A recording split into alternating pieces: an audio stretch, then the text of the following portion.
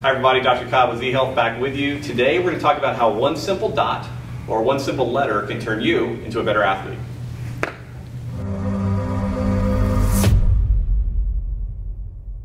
What I want to talk about with you today is a really simple drill that is incredibly powerful for improving athleticism.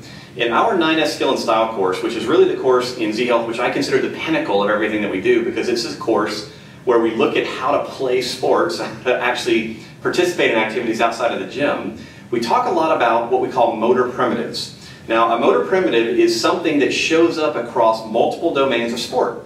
And one of the most common things we talk about is how to actually catch or hit a ball.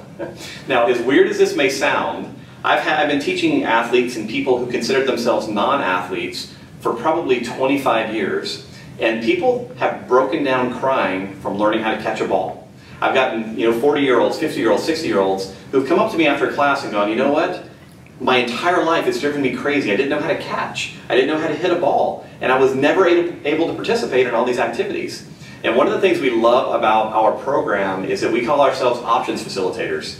I don't care how old you are. If you've ever always wanted to play baseball or tennis or something that involved the ball and you never were able to figure out how to do it, we have drills and skills that will help you accomplish it. And what we're going to do today is talk about reverse engineering the neurology behind hitting and catching. All right? So really simply, we keep talking about this in a lot of the different things we put out there about how the brain works. And we say that we get input from the environment and from our body. Our brain has to interpret what that input means, and then we have to create an output. Now, if you were 5 or 6 years old, and the very first time someone said, hey, let's play catch, and you started throwing the ball and you were having a hard time catching it, they probably said something like, it's easy, keep your eye on the ball. Now, unfortunately, that well-meaning advice does not tell you how really high-level athletes actually look at a ball. So over many years of looking at the visual system and visual practices of elite athletes, it's become very clear that the very best of the best actually don't often look at the entire implement, the entire ball, whatever it is, a football, a baseball, whatever, but instead they pick spots on the ball to focus on. So if I'm a tennis player, when the ball's coming, I can either look at the whole big green globe, or if I know that I want to hit a shot that doesn't go straight but goes that way, I want to actually focus on one specific part of the ball to help direct it in the direction I want it to go.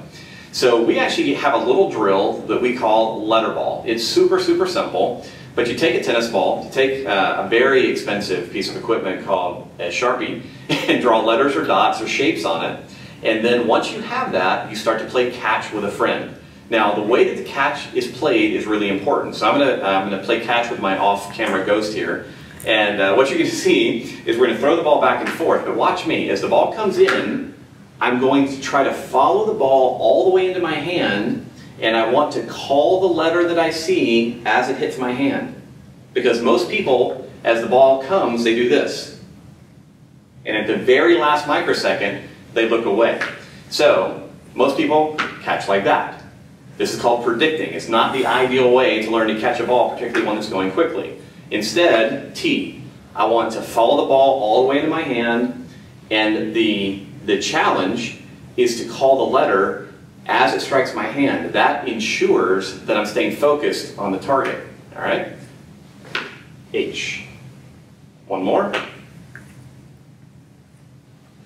Gamma. Gamma is the brand of the tennis ball. So, over time, what happens is we have people catch with both hands, catch with right hand, catch with left hand, and you start to build into your brain what's really required in order to catch well, which is to focus on a certain part of the ball. Now, the other thing that comes into play, and why I said why a dot can make you a better athlete, is if I was playing golf, for instance, it's one of the most common things we talk about. Most golfers will find that if instead of looking at the golf ball itself when they're getting ready to hit it, but instead they focus on a dot, either on top of the ball or back toward the striking surface, magical things happen in their game. So what I'm going to ask you to do with this information, number one, is teach it to your kids.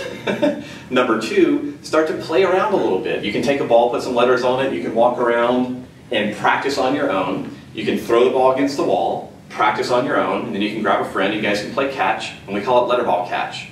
This, for a lot of our professional trainers, is the way that they warm up their clients prior to our workout.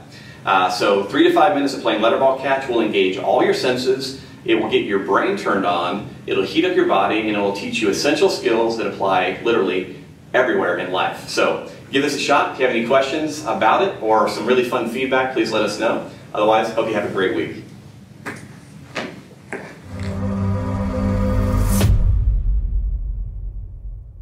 Or one simple letter can turn you into a better athlete. Throw it again. There you go. That's the one. Okay. We got the throw.